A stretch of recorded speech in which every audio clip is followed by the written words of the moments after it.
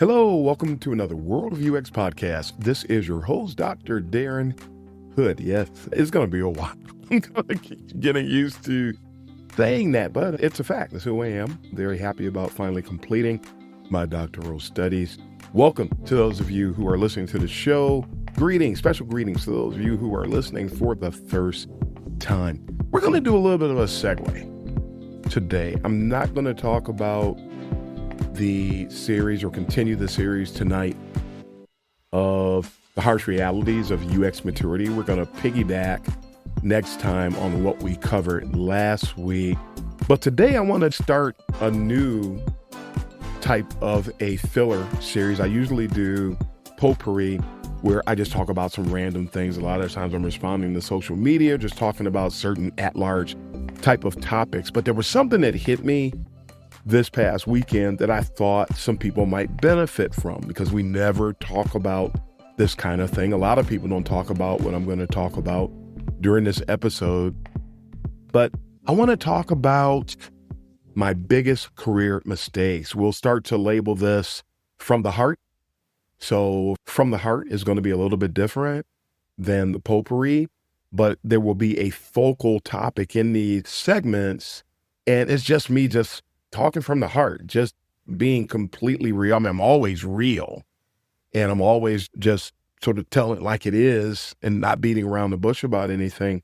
But it's very seldom that we get to have these heart-to-heart kind of conversations. It's going to have somewhat of the same voice and tone as when we have the fireside chats, when we have guests on. And sometimes the heart-to-heart will have guests on there, but just introducing this particular type of a set as we get into this topic on tonight. And how often do people talk to you about the mistakes that they made? Not very often. When we play our cards right, even when we commit an error, when we make a mistake, if we keep our head on straight, if we look at things the right way, we can use those events as jumping off points to get better. If we look at where we made a mistake, we can actually learn from them, especially as it pertains to not repeating the mistake. So that's where we're coming from with this one. And I want to talk to you folks tonight about my biggest career mistakes. 10 of them came to mind as I prepared for this session. Now, when it comes to mistakes, folks, everybody makes them. There's nobody on the face of the earth that doesn't make mistakes. We're all going to make them. And when I say mistake, we intended on doing one thing, but it actually went sideways. Something happened that we didn't expect. We may have made a bad decision. Maybe we didn't have enough information and we moved. We may have been a little reckless, but everybody makes them. No matter what flavor of a mistake it is, we've all made them. The difference between person A and person B, however, is that one person responds differently to the mistake. They adapt. They overcome, whereas some people will continue to repeat the same mistakes. They will just keep doing the same thing, and they're not really giving any thought. They're not sitting down and having a personal retrospective, if you will. What went right? What went wrong? What should we continue doing? What should we stop doing? Having this kind of a retrospective approach is what helps us to get over the hump and not fall into the same trap, if you will, not do the same thing. So, when it comes to Darren Hood, what are the top 10 things that I have done in my career? What things should people want to keep an eye out for? What types of things should we have on our radars so that we can be better at the end of the day? So, mistake number one, not spending more time deep diving learning resources. And as I even get into this list, some of you may be thinking about these as regrets. You can think of it that way as well. So the first one that came to my mind was when I think about all the things that I learned over the course of my career, when I think about how I grew, how I matured in my journey as a user experience professional, when I look back on things, I regret not spending more time deep diving some of the many resources that were available to me over the course of my career. And early on, it was books. As I advanced, it became books and websites, learning resources, such as in my early days, there was a website that some of you, we talked about it before. There was a website called webpages.suck.com. I do believe the site is still out there, but they taught you how to do good design by studying bad design. Now, I deep dived that website to the nth degree. I spent a lot of time out there. They had a book, the authors did, that they came out with, and I would study that. And there was a whole host of other books. I may actually spend some time talking about a lot of the books that I dove into early in my career. I'm not going to do it during this episode, but that's something we can do in another heart to heart, because I think that there's value there, especially as it pertains to the fact that good UX content has a very long shelf life. So I can share those things with you and it will vault other people forward. But man, when I look back on it, it's not that I didn't spend time with some of that content. I did. But two things come to mind. One, I could have spent more time. And I think that if I had spent more time with those resources, I would have been further along. And then there's another aspect of it, and I've talked about this before in another episode, and it's that when you expose yourself to a book, to a learning resource, whether it's a book, again, a website, podcast now, it's so many different venues are available to us.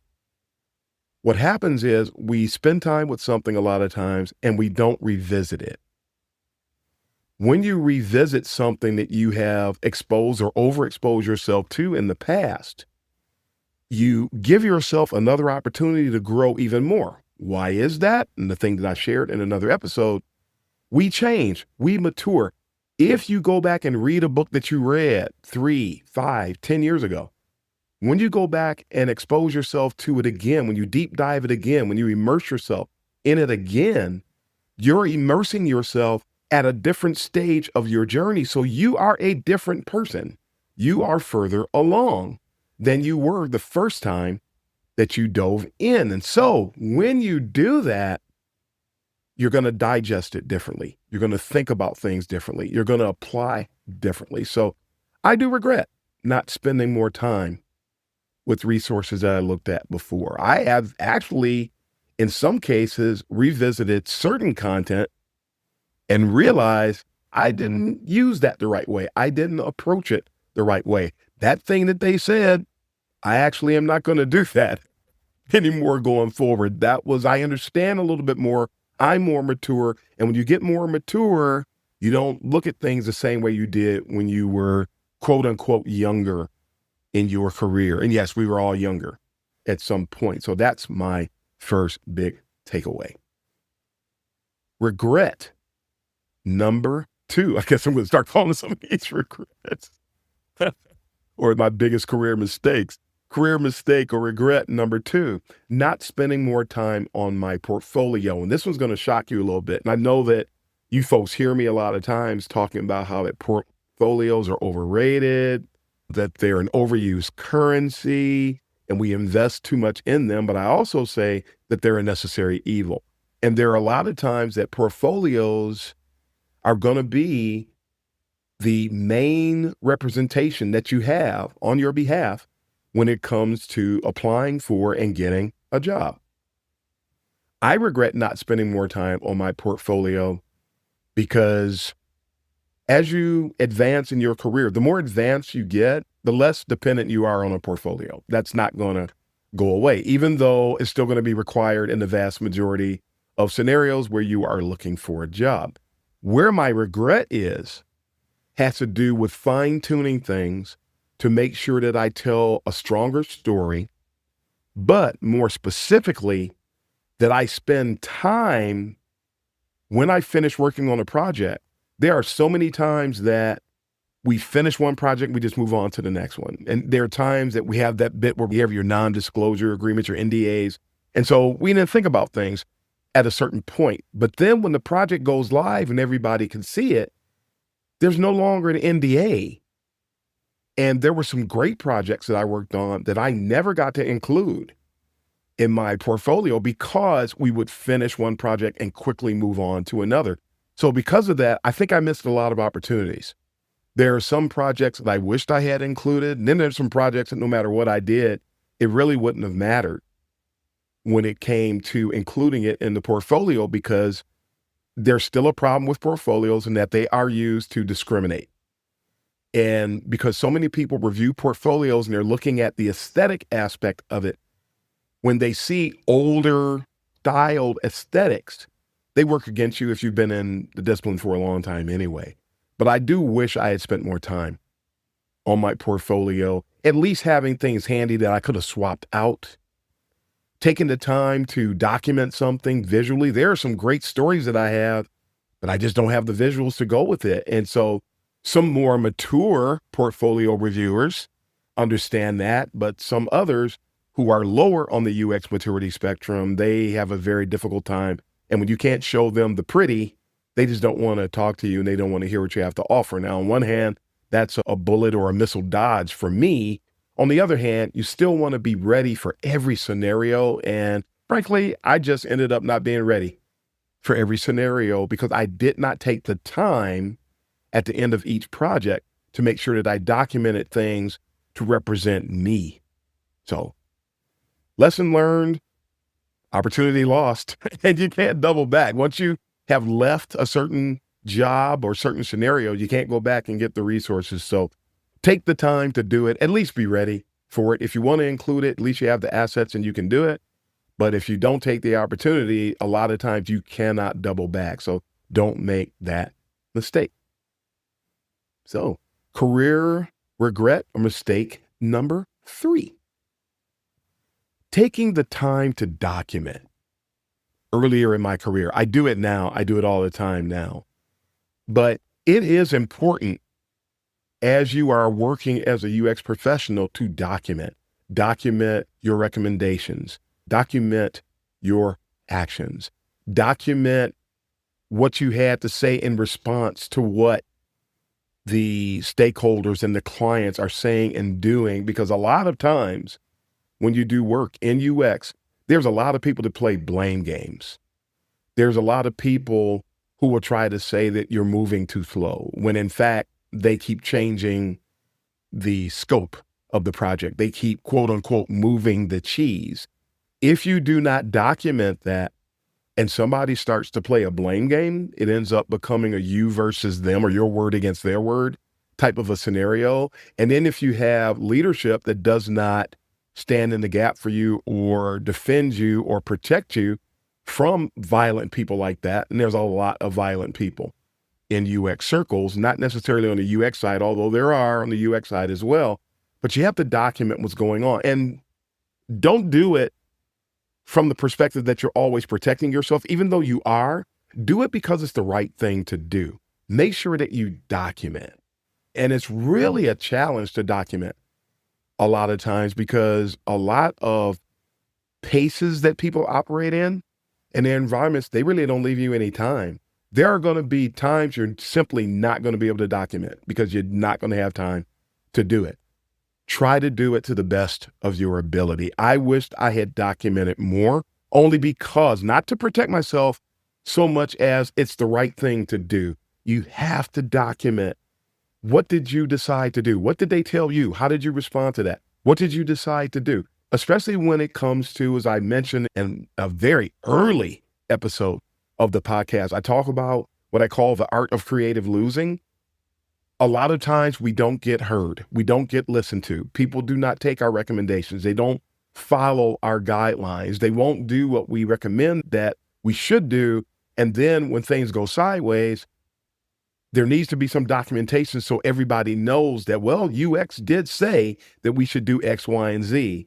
And so when you do that, the whole team has a reference point so that if they keep ignoring you, eventually somebody's going to know, well, you know, UX did say this a year ago. UX did say that 6 months ago. UX did say that we should do this 3 months ago. Somebody can go back and reference that, and then you end up developing a reputation as the person that should be heard. Documentation helps you to get to that point. So that's something that we should do on a regular basis, again, because it's the right thing to do. And then the other things are a byproduct. You protect yourself, but that shouldn't be the first thing on your mind. Don't operate from a perspective of paranoia. Operate from a perspective of excellence. So, early career regret and mistake number 4. Not asking more questions about things that I saw on a job description. Sometimes we are so eager to get a job that some people will overlook things. Some people will compromise an area that's not up for compromise. When we fail to do due diligence, when we're looking at a job description, especially when you're so eager to get a job, you are going to regret that in the long run. Don't be afraid to ask critical questions. And if the company is afraid of you because you were asking certain questions and you dodged a bullet/missile, but you need to ask questions. And give you an example. There are a lot of jobs that I have applied for and interviewed for in the past, some of which I got. And I was so glad that I asked this question. You would see something on the job description about how that you had to be able to code, you had to be familiar with CSS or HTML or JavaScript or something of that sort.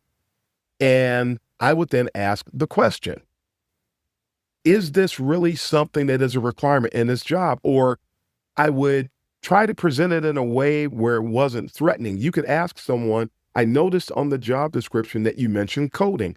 What is the volume? How much coding do you expect a person in this role to do? That way you can find out what's going on and you can kill 2 birds with 1 stone. In some cases, they may say it's very, very small, less than 1%. And in many cases, which is interesting and very funny to me, somebody will say, it's not really required in this job at all. There is no coding required in this job at all. We didn't have an opportunity to remove that. You can ignore that. I have heard that so many times. You won't know that that's the case if you don't ask. So ask the questions. Ask the tough questions. I've even gone as far as to ask somebody before, give me a reason that I would not want this job.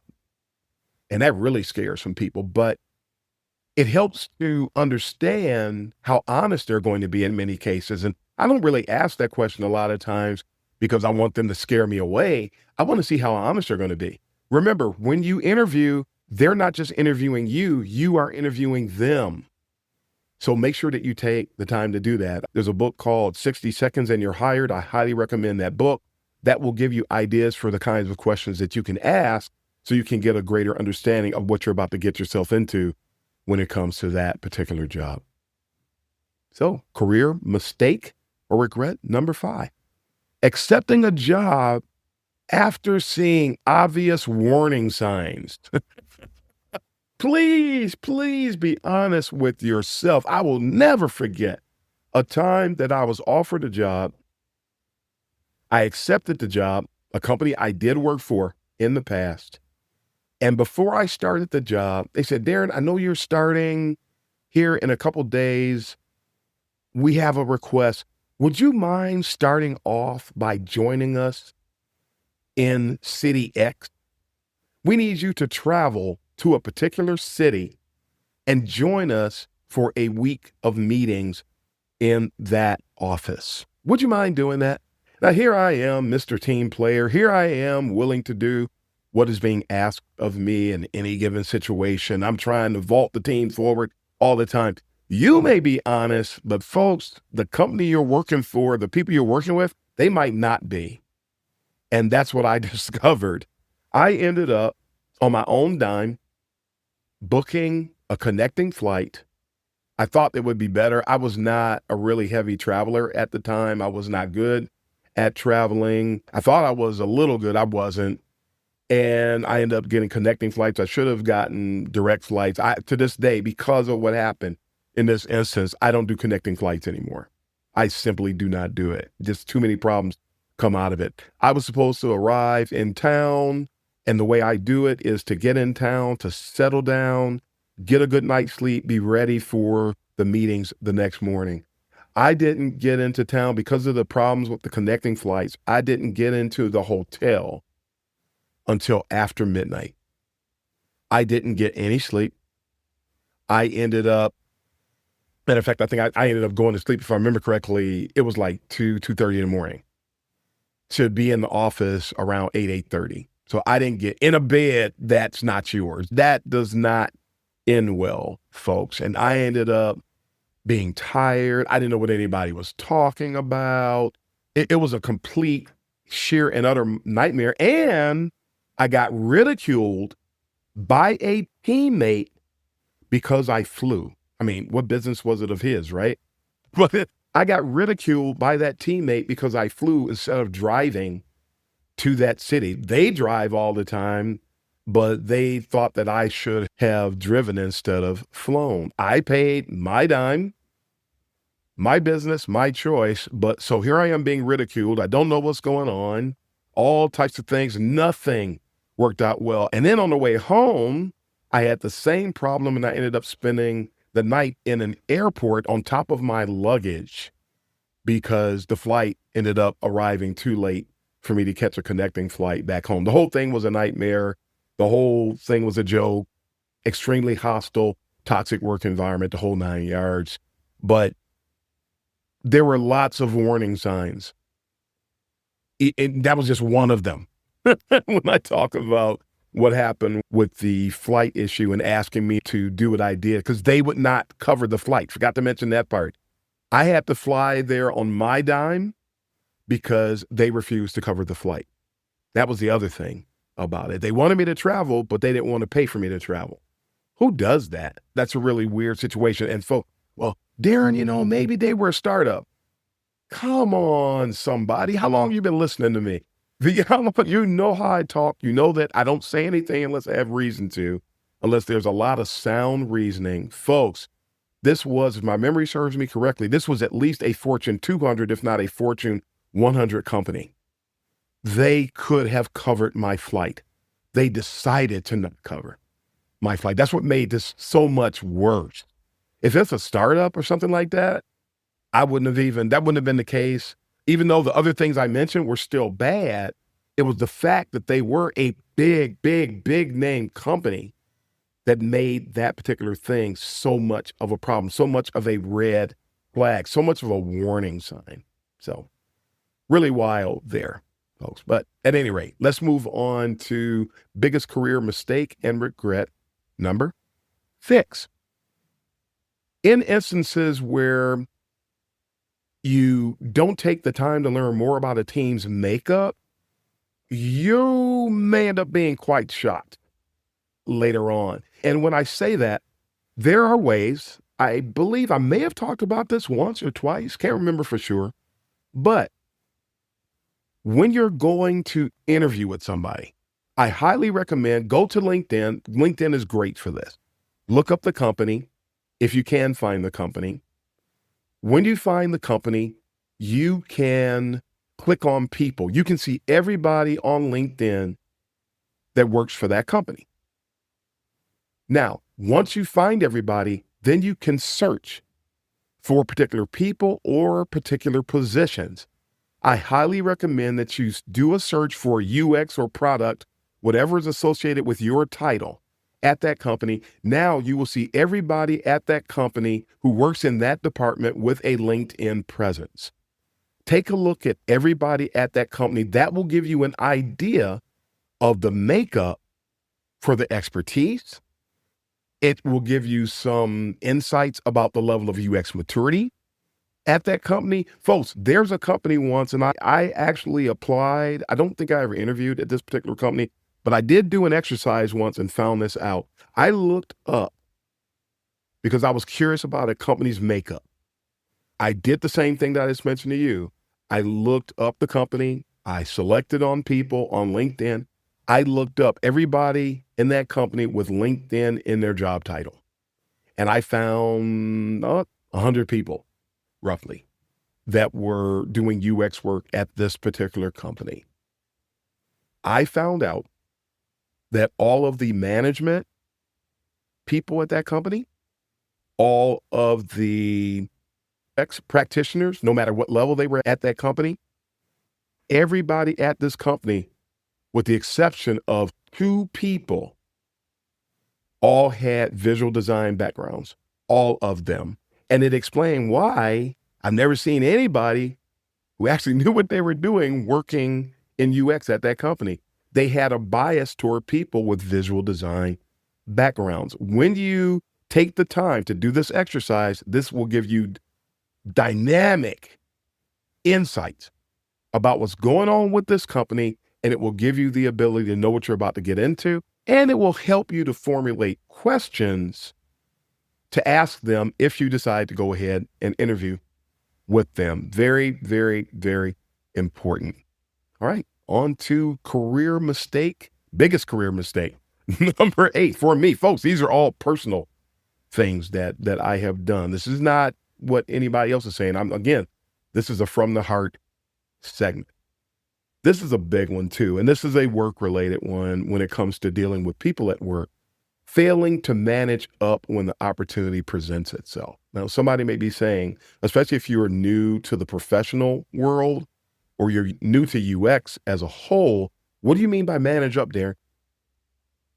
You have to, at some time, spend time, consider what level you're at. If you are entry level, sometimes you have to manage up in order in other words, you have to strategize on how you are going to engage with those who rank higher than you, whether it's entry-level person to a mid-level person to a senior to lead staff or principal, senior lead staff, principal, entry-level to managers, to directors, to VPs, whatever it might be. You have to have a strategy on how you are going to engage with these people. And a lot of times you have to be very deliberate. And the sad thing is sometimes you have to manage up. You have to do things in a way because the person who outranks you may not have good people skills. They may not know as much as you when it comes to UX. They might not understand how to interact with somebody at your level of expertise or with your career goals. And so you have to be deliberate about how you engage with them in order to have fruitful, supportive, and beneficial discussions, engagement that will help you to meet your goals. In many cases, they'll be more dependent upon how you interact and engage with them than how they interact with and lead you. That's what managing up is all about. And if you don't manage up properly, those things don't usually end well. I had an instance once where I worked with somebody and I failed. I just flat out, I failed to manage up properly because I misjudged the individual. I thought that the person, because they had been quote unquote doing the work for 20 years, so I made some assumptions about who they are, how they think, how they operate, how they digest things, how they work. And I found out that this person had a visual design background and they were threatened by me. Now I have to recognize that. So in this particular case, I'll share another example here in a moment as well. But I remember an instance where I told this person how I was approaching a certain part of the work. And I mentioned to this person that I was brainstorming about how we could approach the work. I was having some personal strategy sessions. And the person told me, "What do you mean you're brainstorming? You can't brainstorm by yourself." And I'm going, "What? I've been brainstorming by myself since I was 4 years old. Been brainstorming for a long time." For the record, you can brainstorm alone. You can ideate alone. You're eventually going to bring somebody else in on it. You're going to collaborate, but there is a time, at some point in time, that everybody is going to brainstorm alone. I'm brainstorming alone, and I'm willing to let this person know how I'm operating, only to be gaslit by this individual to tell me that what I'm trying to do is not possible when I know for a fact I've done it thousands of times. So I needed to recognize where that person really was. Folks, the things you may discover about somebody, when you take the time to identify who and what they are, might not be very comforting. It may be a little disconcerting.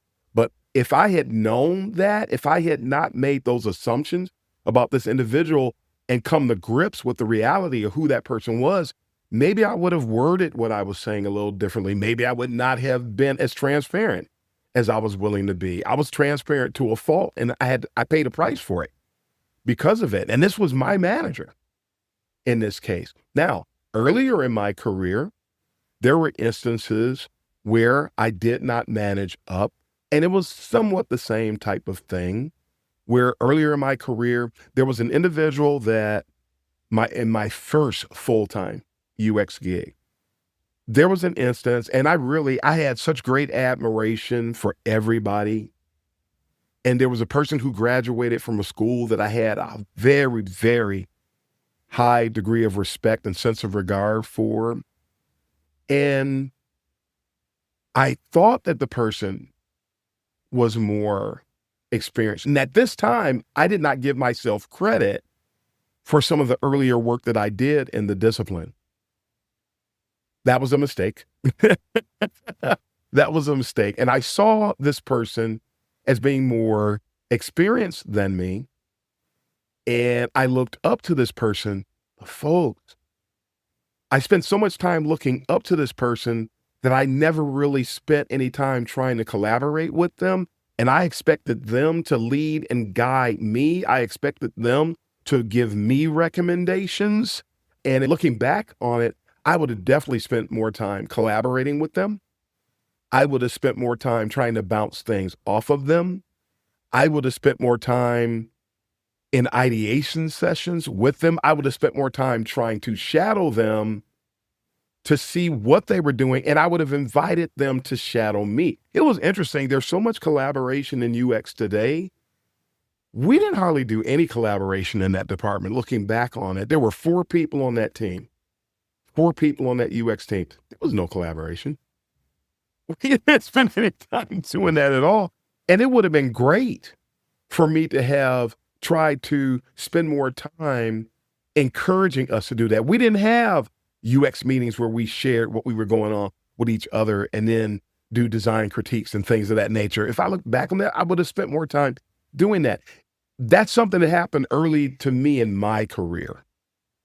So folks, there are so many different stories, so many different things. I could have a group of people on the show and we could just talk about this at length. But managing up is something we have to do. We have to make decisions. There are different dynamics that everybody gets subjected to, and we need to make decisions about how to make the most out of those dynamics. So couple stories, different stories. I know everybody else has got different stories, but those are 2 from me. Biggest career mistake, number 9. We're almost there. We are in the home stretch, folks. Not pushing back more often. I was never an order taker in my career, and I never heard anybody say that we're not order takers until I was really much further along in my career. I didn't know the danger of order taking. I never heard anybody talk about it. I always made sure to strive to be a thought leader and to be a strategic leader over the course of my career, to be the voice of reason. There was one point in my career that a group of people, my nickname was Dr. No, because I pushed back a lot. So I did push back a lot over the course of my career, but there was times that I didn't push back. I remember one instance where I wish I had done it more, where I was doing work for a large automotive manufacturing company. We'll leave them nameless at this point in time. And we were working on the redesign for that company's intranet site. And we would have a statement of work. We worked off of what the business analysts provided us. Man, we were so well structured. It was phenomenal how well structured we were. And so we got all the information during the first meeting. I went back, we created the wireframes. We did it right. We come up with the wireframes to get buy-in on the architecture of the site first before we get into any visual design. Folks, don't do that today. Big mistake. At any rate, I came into the second meeting and we got all the stakeholders together and I showed them the wireframes. I showed them what my recommendations were, the direction that we should go with regard to the redesign of the intranet site. Humongous intranet site, folks. Absolutely humongous. And they had some feedback. Okay, we like where you're going. We get it. We see it. We need to get in some additional stakeholders. Can we show this to some additional stakeholders and get their take? I'm like, sure, no problem. I'm a team player. Let's do it. Let's get in front of some other people. So we get the design in front of people and they give me a little bit of feedback and I made some changes and we get it in front of the other people. So now we're on version 3. Long story short, and you have heard me tell this story before, some of you. New people have not heard me tell this story, and I'm telling it a different way for the purpose of this particular show. We get in there with version 3. We show what we've got to this new group of people and the people who were there for the previous meetings. They've got feedback. Now we've got to go back and show it to another group of people because now they want to bring some other stakeholders. We ended up having a meeting at one point where there were a minimum of 100 stakeholders in a meeting to look at. And there were a lot of people who were going to be impacted by what we were going to do. So I understand it. However, big problems. Folks, we ended up getting to version 48 of the wireframes. And along the way, somebody made a statement. Somebody said, well, Darren, that's your opinion. What people do not know, people with lower levels of UX maturity do not know, a little bit of a piggyback, I guess, on the current series that we're going through, is that there's opinion and everybody has one. And then there's expert opinion. There is a difference between expert opinion and opinion. The opinion that I was sharing as the UX person, the lead on that particular assignment, that particular project, was one of expert opinion. Now, I welcome everybody's opinion, and we should always welcome everybody's opinion. That's not a problem. The problem is that they were dismissing expert opinion. When you dismiss expert opinion, now you have a free-for-all. And now there's nothing to ground us in what we're doing. There's no longer a North Star. When you lose the North Star, now you're just doing stuff. And that is a problem. And when the person said that, knowing what I know now, I would have pushed back and I would have said the same thing that I just said. Well, I appreciate that. There's opinion, but there's also expert opinion. This is my expert opinion. And if you don't mind, we can conduct some research to validate design direction. That's how we do it. I wish I had pushed back and gone that route. I didn't offer to conduct at that point. I did later, but I didn't offer using research data as a means of grounding the team. And so we need to push back more often. And a lot of people in UX today, they don't push back at all, especially those who are functioning as order takers, who are the spaghetti slinger in the room, the folks who are the slaves to guesswork. That's a problem. That is a problem. When people who don't have expert voice have too much say and too much weight is ascribed to the things that they say and do, that becomes a problem for everybody. There's a lot of wasted money, a lot of wasted time, and the team loses. Push back more often, learn how and when. Those of you who are entry level, you have to learn when and you have to learn how to push back so that you don't burn bridges, so that you don't do anything destructive or detrimentally impact the relationships that you're building and maintaining, cultivating. You want to be careful for those reasons. So I didn't push back more often. Wish I did. Today, I push back a lot. You do have to pick your battles though. So that's the win. Don't do it every single solitary time. You can't. I chose not to in that instance. Looking back on it, I wish I had, but learning how to push back, when, how, why, and with who, big parts of serving as the optimal UX professional today. And number 10, my number 10 biggest career mistake for me is not having sought more UX leadership roles during my career. I was a manager before I got into UX. Twice. I was a manager twice, not including running my own after hours design operation. We don't even include that one. That's the third one. I was a creative director when I was doing that. I was a CXO when I was doing that. But earlier in my career, as a full-time UX professional, I never sought a leadership gig. I continued to focus on being, as we call them, an IC, an individual contributor. And I would bypass, I wasn't even applying for leadership roles. And back then, if you had 10, 15 years of experience, they really didn't even want you being a leader. And it's weird because today I see roles where people want a manager or a leader who has anywhere from 1 to 5 years. Yes, you heard me right.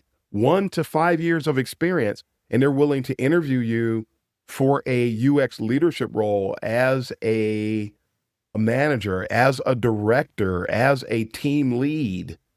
I've been a lead multiple times, but when I was a lead, I was not considered a leader.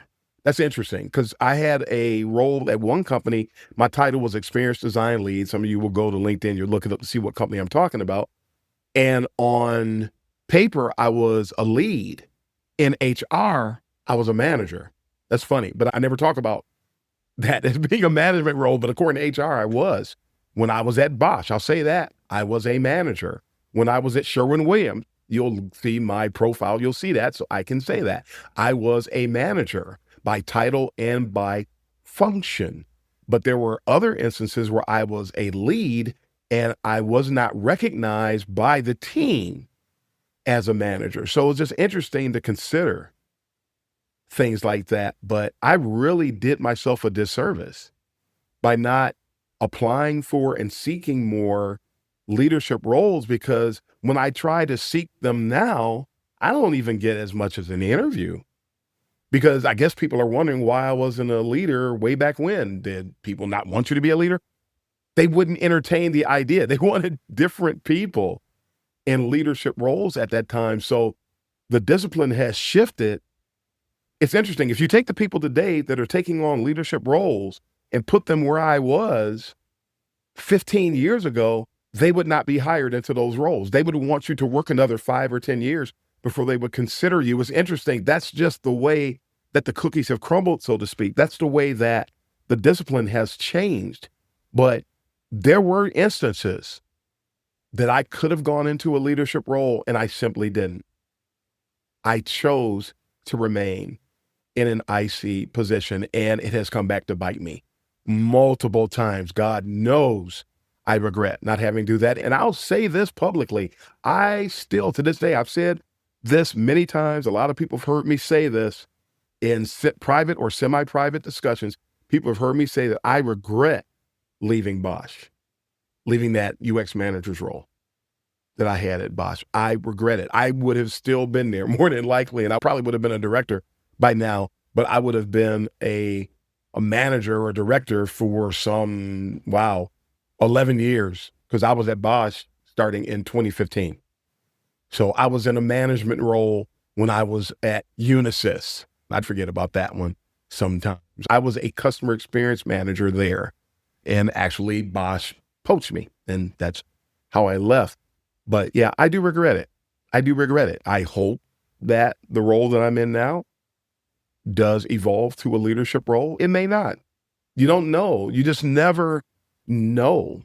So I'm looking forward to being in a leadership role again, but it has to be with the right company. It has to be at companies where somebody actually appreciates what somebody that's more seasoned brings to the table. Most folks don't. To most folks, I'm a walking threat. They don't see me as somebody that they can use to vault them forward. And sadly, that's something else that happens. When you have a lot of experience like I do, you're more likely to be exploited than to be utilized. You're more likely to be exploited than to be appreciated.